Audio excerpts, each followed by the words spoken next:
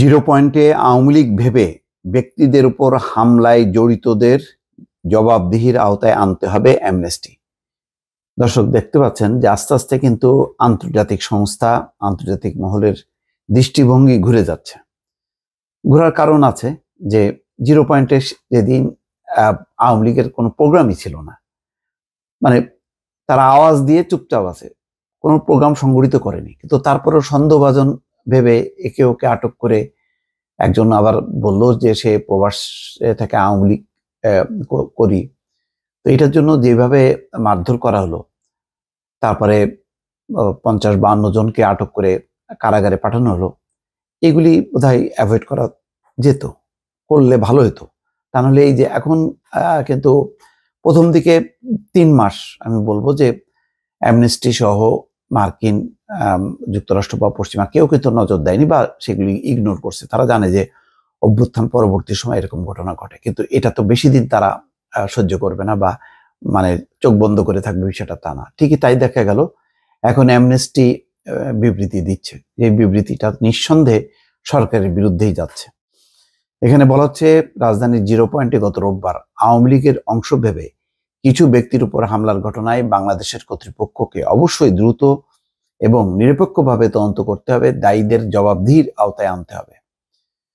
যুক্তরাজ্য ভিত্তিক আন্তর্জাতিক মানবাধিকার সংগঠন অ্যামনেস্টি ইন্টারন্যাশনাল এক বিবৃতিতে এই আহ্বান জানিয়েছে। বিবৃতিটি গত মঙ্গলবার ইন্টারন্যাশনাল দক্ষিণ এশিয়ার আঞ্চলিক কার্যালয়ে এক্সে প্রকাশ করা হয়।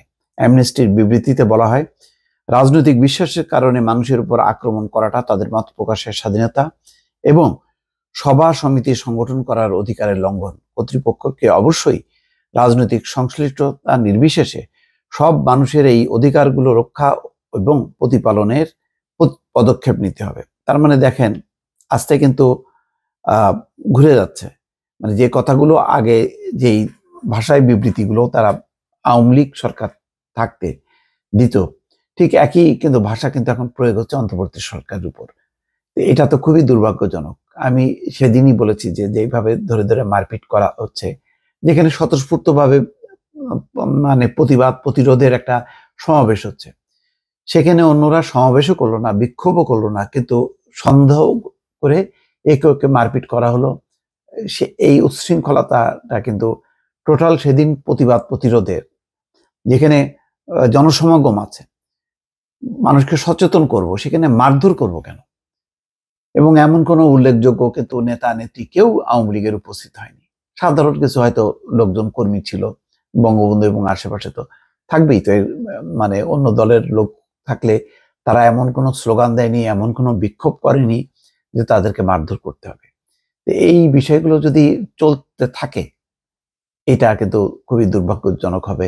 বিভিন্ন জায়গায় মব জাস্টিস হচ্ছে এখনো, হয় তারা মারা যাচ্ছে, নাই আহত হচ্ছে। এই বিষয়গুলো যদি সচেতন না হয় সরকার, তাহলে কিন্তু এটা বিপদ আছে সামনে আরো। ভালো থাকবেন। আল্লাহ হাফেজ।